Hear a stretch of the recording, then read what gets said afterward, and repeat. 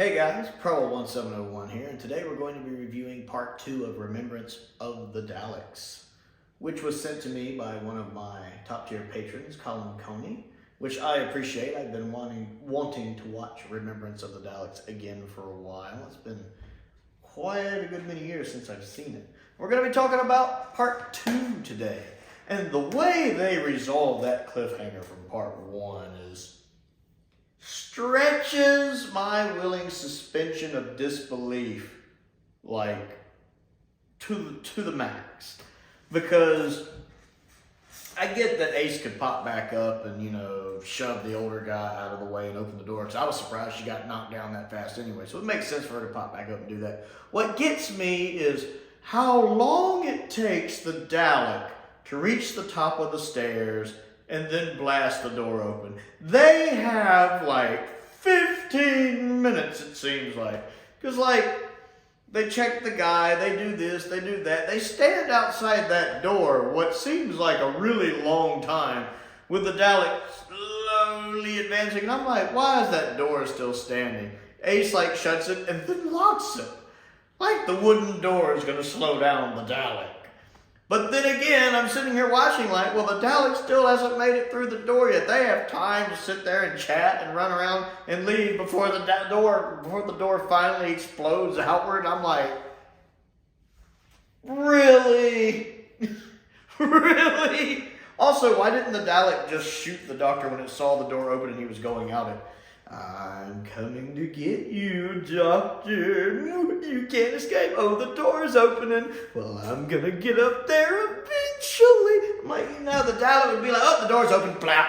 It's a straight shot. That laser blast can go pretty quickly. The Dalek might take a minute to get up there. But nope, what we should have is Sylvester McCoy on the ground starting to regenerate into Paul McGann.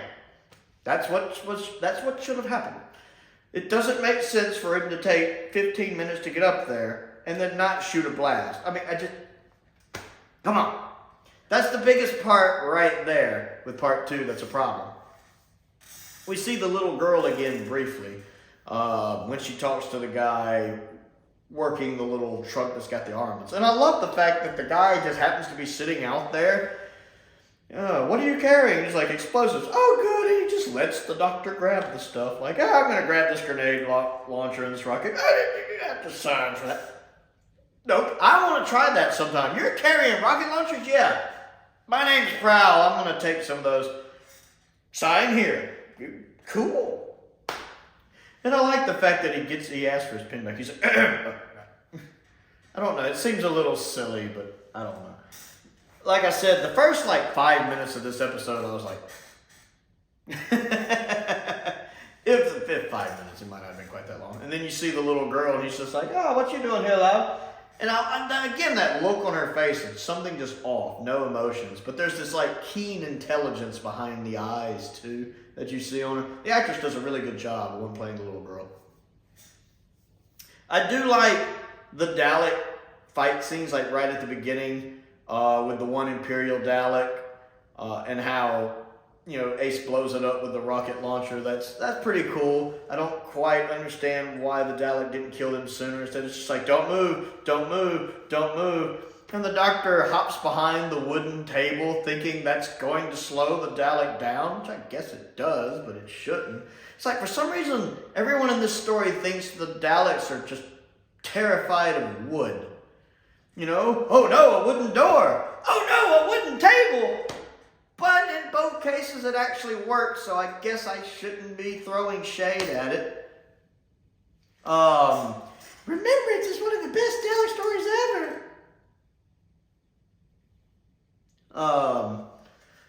So yeah, but that's still a cool little scene, despite playing a little wonky to me, but it's still a cool scene. I like when she blows up the Dalek. I like the fact that he actually finally has the, not the brigadier, but the group leader or whatever he's called, believing, hey, these things are alien. And the woman's like, I've got questions. He goes, so do I. I'll be back in the morning. McCoy, I do like McCoy in part 2. He's good in part 2. The incidental music is, again, hit or miss. There are parts where the incidental music's doing something. And especially having watched a lot of 60s stories lately, it's a bit jarring when you jump to an 80s story. where things were filmed differently, and the incidental music is vastly different. And so there are times when it's doing something, and I'm like, but then there are other times in the story where I thought the incidental music was really, really good, where I liked it. So the incidental music is a mixed bag in these first two parts. Some of it I really like, some of it I really don't. I love the fact that the Dalek blasts are different colors for the two factions. Like the Renegade Daleks have the traditional green blast effects, whereas the Imperial Daleks have orange blast effects. I don't know why I like that, but I like that. I mean, one reason is later in the story when they're actually fighting, you can tell who's shooting. It does kind of help tell what's going on and who's shooting at who. I do like that. But just the fact that they're different colors appeals to me. I don't know, it changes it up a little bit, and I did like that. Plus, there is one Dalek blast effect I thought looked really good in this. When the Dalek's going up the stairs, and it sees Ace, and she gets out of the way, and when it fires right at the camera, like the blast goes right at the camera. That was a really neat shot, as in camera shot and Dalek blast shot. Haha. I did really like that shot a lot. Of course, the iconic scene when Ace beats up the Dalek. That's cool when she goes in there. I like the fact the radio picks up them talking, and so she knows they're coming. And it was so nice to watch the scene again of her beating up the Dalek and just waylaying into it. And then jumping through the glass window, and you know Sophie did that. You know that was Sophie. She loved doing her own stunts. She went right through it. The cliffhanger was good. I did like the cliffhanger. There's that one camera shot where it's showing it almost like from Ace's point of view, where she's looking up, the camera's looking up at the Daleks and it's panning from one to the other. Do not move, human, female, do not move, and it's panning from one to the next. That's a really good camera shot. I really did like that. And you kind of get the panic of the situation of, oh my God, there's 3 of them surrounding me. It's a good little cliffhanger. I did enjoy it as well. Toward the beginning of the episode, we had a little more of the kind of potential emotions between Mike and Ace, like when he stays over. Oh, she can stay over with my sister, and at a group house or whatever it is. Oh, yeah, she can come over with me. Then there's the scene when they're talking, and it looks like she just got out of the shower. I'm like,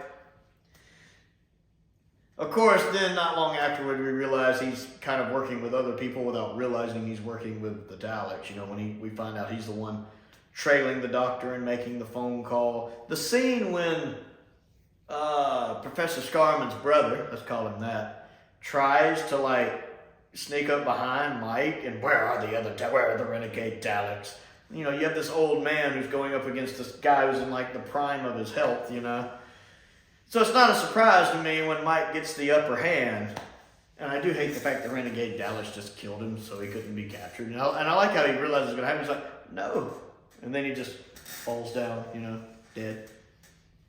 Although him falling down next to the in loving memory thing is a little tacky. But then again, it's happening in a graveyard, so it kind of makes sense. So it's tacky, but I'm willing to accept it because they're in a graveyard anyway because Mike is trailing the doctor. So part 2 is fine. Again, little thing. People are like, Remembrance is a masterpiece. And I'm always like, it's really good, but it's not a masterpiece. It's overrated. It's my least favorite of the 80s stories, but all the 80s stories are good. And it's certainly not the worst Dalek story by any stretch of the imagination. But it's those little things about Remembrance, the things I talked about in part 1, the things I've talked about here. Little things bug me. The resolution of that episode 1 cliffhanger, that drives me bonkers.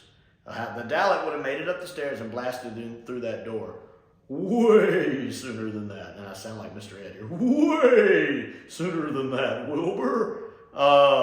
Way sooner.